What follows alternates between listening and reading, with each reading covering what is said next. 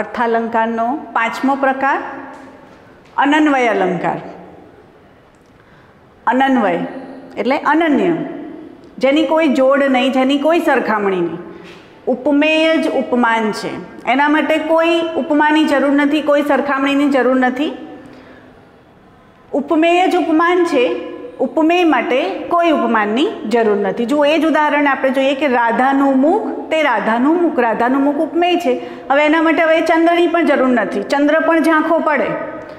રાધાના મુખની સાથે કોઈ સરખામણીને લાયક નથી, એટલે ઉપમેય જ ઉપમાન બને છે.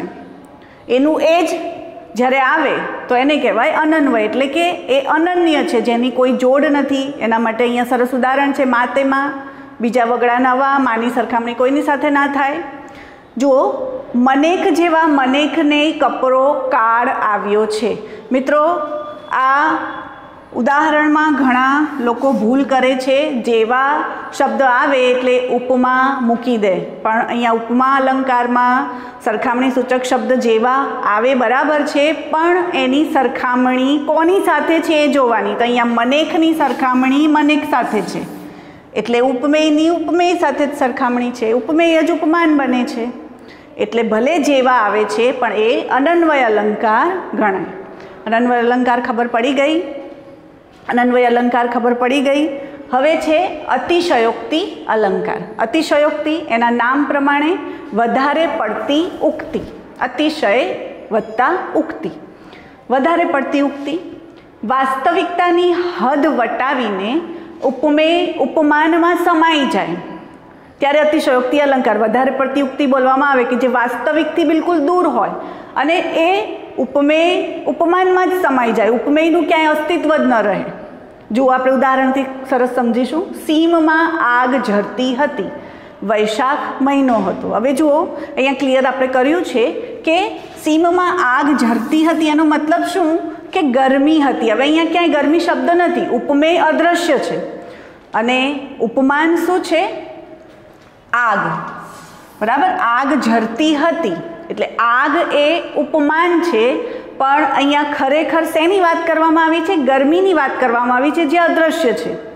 એટલે એટલી બધી ગરમી છે, અસહ્ય ગરમી છે, અને એના માટે અહીંયા અતિશયોક્તિ આપવામાં આવી છે કે સીમમાં આગ ઝરતી હતી. એટલે જે વધારે પડતી ઉક્તિ હોય, જે વાસ્તવિકતાથી અલગ હોય, તો એને કહેવાય અતિશયોક્તિ અલંકાર. એ જ ઉદાહરણ, એનું જ આપણે બીજું જોઈએ. મહારાજ ચંદ્રને નિરખતા પોતાના ચંદ્રની પ્રતીક્ષા કરી રહ્યા છે. જુઓ, ચંદ્રને જોઈ રહ્યા છે અને એને જોતા જોતા પોતાના ચંદ્ર. હવે પોતાના ચંદ્ર એ શું હોઈ શકે? મહારાજની પ્રેયસી હોઈ શકે. એટલે અહીંયા પ્રેયસી જે અદ્રશ્ય છે, જે ઉપમેય ઉપમાનમાં સમાઈ ગયું છે. સમજાઈ ગયું? એટલે અતિશયોક્તિ અલંકાર, વધારે પડતી જે ઉક્તિ હોય, જે વાસ્તવિકતાથી અલગ હોય, તો એને આપણે અતિશયોક્તિ અલંકાર કહીએ. અર્થાલંકારનો સાતમો પ્રકાર શ્લેષ અલંકાર. જ્યારે એક શબ્દના એકથી વધુ અર્થ થતા હોય ત્યારે તેને કારણે ચમત્કૃતિ સર્જાય. હવે જુઓ મિત્રો, યમક અલંકાર અને શ્લેષ અલંકારમાં ફેર છે. યમક અલંકારમાં શું હતું કે એક શબ્દ બે વાર આવે, આ એક શબ્દ બે વાર આવે અને બંનેના અર્થ અલગ અલગ હોય. અને શ્લેષ અલંકારમાં શું હોય કે એક શબ્દના એકથી વધુ અર્થ, એક શબ્દ હોય અને એકના એકથી વધુ અર્થ હોય, તો એને શ્લેષ અલંકાર. જુઓ ફરીથી, યમક અલંકારમાં એક શબ્દ હોય અને એના બે અર્થ હોય. જેમ જવાની તો જવાની છે, એક શબ્દ છે જવાની અને બીજો શબ્દ છે જતી રહેવાની, એટલે એ યમક અલંકાર બનશે. અને હવે શ્લેષ અલંકારમાં શું છે કે એક શબ્દના એકથી વધુ અર્થ. કઈ રીતે? તો ઉદાહરણથી આપણે સમજીશું. જેમ કે જુઓ, વર્ષા ઋતુની રાહ જુએ છે, તો વર્ષા શબ્દના બે અર્થ. એક વર્ષા એટલે નામ, વ્યક્તિનું નામ, બીજું વર્ષા એટલે વરસાદ ઋતુ. બરાબર છે? જુઓ, આ ઉદાહરણથી આપણે સમજીશું. રવિ નિજ કર તેની ઉપર ફેરવે છે, તો રવિ, એક રવિ એટલે સૂર્ય, બીજું રવિ એટલે નામ. સૂર્ય પણ કહી શકીએ ને કોઈ નામ પણ કહી શકીએ.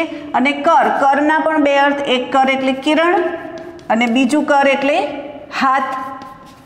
એટલે એકથી વધુ અર્થ આવે, એક શબ્દના એકથી વધુ અર્થ આવે એટલે એને કહેવાય શ્લેષ અલંકાર. યમક અને શ્લેષ અલંકારમાં ફેર છે. ફરીથી જુઓ, તમે પસંદ કરેલ પાત્ર પાણી વિનાનું છે, તો અહીંયા એના બે અર્થ થાય. એક પાત્ર એટલે વાસણ અને બીજું પાત્ર એટલે કેરેક્ટર. એટલે તમે પસંદ કરેલું પાત્ર એ યોગ્ય નથી, અથવા તમે પસંદ કરેલું પાત્ર એ પાણી વગરનું, એમાં પાણી નથી. એટલે એક શબ્દના એકથી વધુ અર્થ આવે તો શ્લેષ અલંકાર.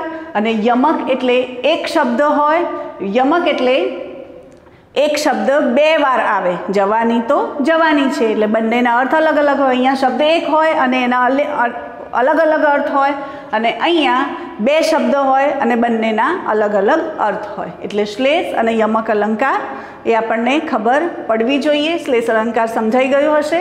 હવે આગળ જોઈએ આપણે વ્યાજ સ્તુતિ અલંકાર. વ્યાજ એટલે બહાનું ને સ્તુતિ એટલે વખાણ. હવે જો વ્યાખ્યાથી સમજીશું. જ્યારે કોઈ વસ્તુ કે વ્યક્તિના નિંદાને બહાને વખાણ કે વખાણને બહાને નિંદા કરવામાં આવે. કઈ રીતે? તો જુઓ, શી તમારી બહાદુરી, ઉંદર જોઈને નાઠા. અહીંયા બહાદુરી પહેલાં તો વખાણ કર્યા, પણ કેવા વખાણ કર્યા કે ઉંદર જોઈને નાઠા. પછી એની નિંદા કરી કે તમે ડરપોક છો. હવે જુઓ, ગાંધીજી હિંસા અને અસત્યના કટ્ટર વેરી હતા. એટલે ગાંધીજી વેરી હતા, પણ શેના વેરી? ગાંધીજી દુશ્મન હતા. શેના? તો હિંસા અને અસત્યના. બરાબર? એટલે પહેલાં અહીંયા નિંદા કરી, પણ પછી એ પ્રશંસા કરવામાં આવી કે હિંસા અને અસત્યના વેરી. એ જ રીતે જુઓ, કૃષ્ણ છે મહાચોર. ચોર શબ્દ સાંભળતા એવું થાય કે આ તો નિંદા કરી, પણ શેના ચોર છે? તો સ્મરણથી ચોરી લે પાપ જગનાય. તો પાપ ચોરે છે, લોકોના પાપ ચોરે છે. તો સમજાઈ ગયું. વ્યાજસ્તુતિ અલંકાર પણ સમજાઈ ગયું. ફરીથી ઉપમા અલંકાર, જેમાં એક વસ્તુની બીજી વસ્તુ સાથે સરખામણી હોય. સરખામણી સૂચક શબ્દો પણ આપણે જોયા. રૂપક અલંકાર, તો રૂપક અલંકારમાં ઉપમાન અને ઉપમેય એક જ બતાવવામાં આવે. ઉત્પ્રેક્ષા અલંકાર, ઉપમાનની ઉપમેય હોવાની સંભાવના બતાવવામાં આવે. જાણે રખે શકે આપણે જોયું. વ્યતિરેક અલંકાર, તો ઉપમાનને ઉપમેયથી ચડિયાતું બતાવવામાં આવે તો એને કહેવાય વ્યતિરેક અલંકાર. પછી આપણે શ્લેષ અલંકાર. શ્લેષ અલંકારમાં પણ આપણે જોયું યમક અને શ્લેષ બંનેના ફેર જોયા. અને પછી જોયું વ્યાજસ્તુતિ અલંકાર. વ્યાજસ્તુતિ અલંકારમાં પણ આપણે જોયું અતિશયોક્તિ અલંકાર, તો વધારે પડતી ઉક્તિ હોય. અનન્વય અલંકાર, તો ઉપમાન માટે કોઈ ઉપમેય મળતું નથી, તો એને પણ અનન્વય અલંકાર કહેવાય. તો અલંકાર ખૂબ સારી રીતે સમજાઈ ગયું હશે. ખૂબ ખૂબ આભાર. અર્થાલંકારનો 9મો પ્રકાર સજીવારોપણ અલંકાર. ખૂબ સરળ અને સમજાય એવું અલંકાર સજીવારોપણ અલંકાર. એના નામ પ્રમાણે સજીવ હોવાનું આરોપણ, સજીવ વત્તા આરોપણ, એટલે કે નિર્જીવમાં સજીવનું આરોપણ એટલે સજીવારોપણ અલંકાર. ખૂબ સરસ, આસાન છે. જે નિર્જીવ છે એને સજીવ બતાવે, એટલે કે જે જડ છે એને ચેતન બતાવે. કઈ રીતે? ઉદાહરણથી આપણે સમજીએ. સડક પડખું ફરીને સૂઈ ગઈ. હવે સડક પડખું ફરીને સૂઈ ગઈ, તો સડક એ સજીવ નથી, એ નિર્જીવ છે, એમાં કોઈ જીવ નથી. પણ એનામાં જાણે જીવ હોય એમ એને સૂવાની વાત કરે છે, જાણે એ સૂઈ ગઈ છે.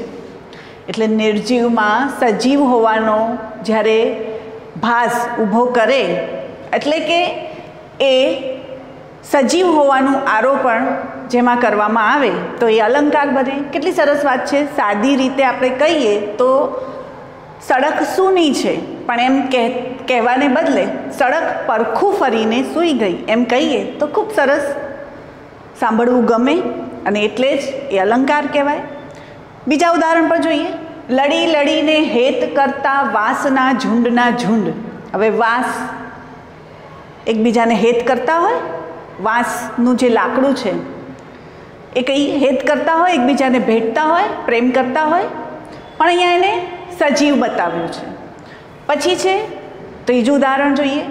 કોતરે છે કોઈ વર્ષોથી ખડકમાં દીકરી. હવે અહીંયા ખડકમાં દીકરી કોતરવાની વાત છે, જે